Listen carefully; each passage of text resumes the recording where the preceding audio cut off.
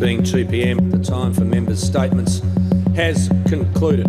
Questions without notice. And you ought to be ashamed of yourself. Give him a bellyache because I want to do you slowly. Like Jack the Ripper wielding his knife.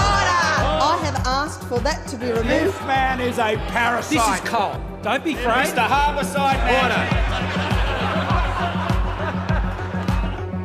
From the first regular broadcasts in the late 1980s, Question Time has been prized airtime. The Honourable Prime Minister. Madam Speaker, the matter is quite simple and straightforward. First, the power play in For governments hoping to shape the narrative on the evening news. There were ugly scenes in federal parliament today. And for oppositions to grill ministers under the public gaze. The television of it has been something which I think has been a revelation to members of the public.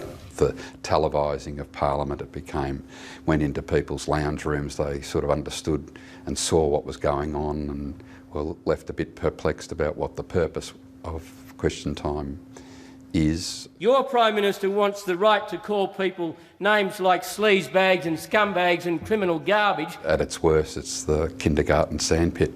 Look, it's flawed. It's not what it could be, but what it could be is something quite spectacular. I think Question Time probably needs to be overhauled.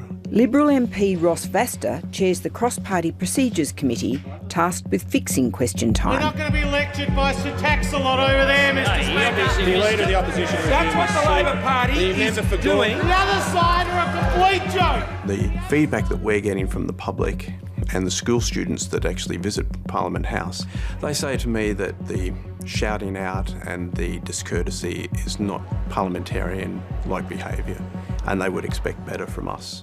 They want us to set an example for the community, and I think that we have the ability to do that. Just be quiet. You need to listen. You really do. Members on my left. Unparliamentary language cannot be introduced. The current Speaker, Tony Smith, is widely respected in Parliament for his fairness. Hang on, I'm just be as patient as I am. It's the member for Bass. It's okay. But he can only uphold the current rules in the standing orders. Member for Goldstein looks guilty, but no, wasn't. Question Time is supposed to be an hour of accountability. In the Westminster tradition, it's the time when the public gets to hear how the executive, that's ministers, account for themselves. But if you've sat through one recently, you'd be forgiven for wondering how it achieves that at all. Most of the questions and answers aren't genuine, for starters. This is the Hansard from the most recent Question Time. Of 21 questions to ministers, 10 were from the government's own backbench. Known as Dorothy Dix's, after a US advice columnist rumoured to write her own questions, these are perhaps the most exasperating part of Question Time. Will the Prime Minister outline how the Morrison government has demonstrated in this Parliament that it is on the side of the Australian people? Have there been any alternative approaches on display? Alternative policies. What other proposals have been put forward? Alternate policies. You have people groaning because the question ends with, well, are there alternative policies? Because they know what's going to happen. There is a problem. My question is to the Prime Minister. Using those words allows the government to blast the opposition while still being technically relevant. The Labor Party had to be dragged kicking and screaming. Dix's used to include actual questions from MPs about the impact of policies on voters in their electorates.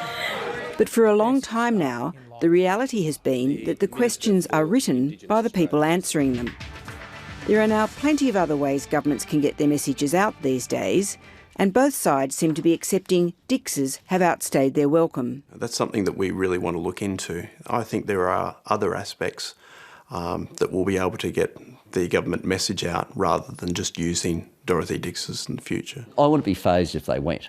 I do think they can be used more sensibly, and what's happened now is we've got to examples that are just laughable. The word relevant as defined by parliamentary practice is not found in a dictionary, the same definition. Former Labor MP Harry Jenkins knows better than most how dysfunctional it can be, and through his years as Speaker, he tried a few things to make the hour more civil. Mr Speaker, which is going out, Mr Speaker.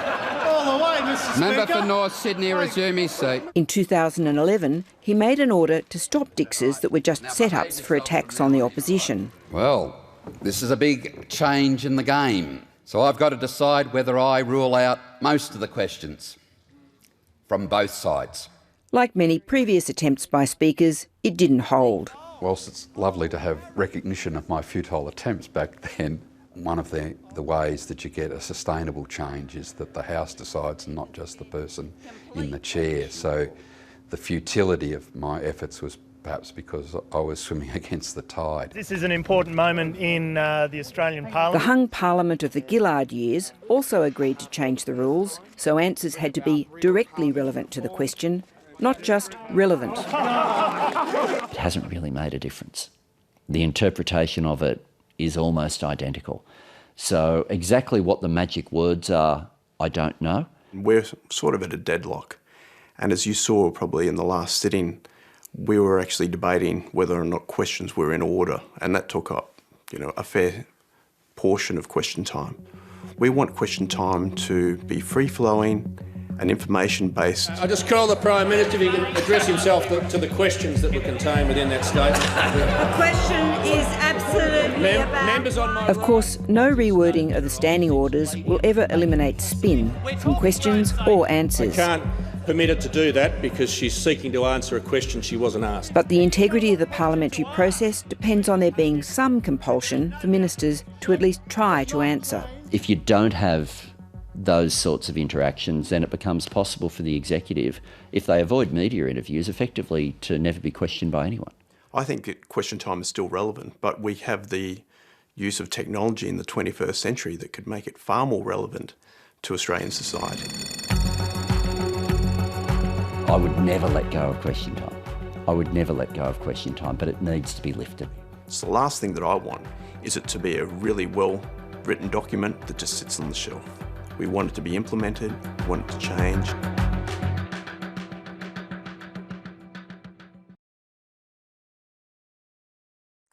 Hi, I'm Lee Sales. Thanks for watching this story. If you'd like to watch more of 7:30's stories, they are on the left of your screen. And tap on the button below to subscribe and get the latest from ABC News.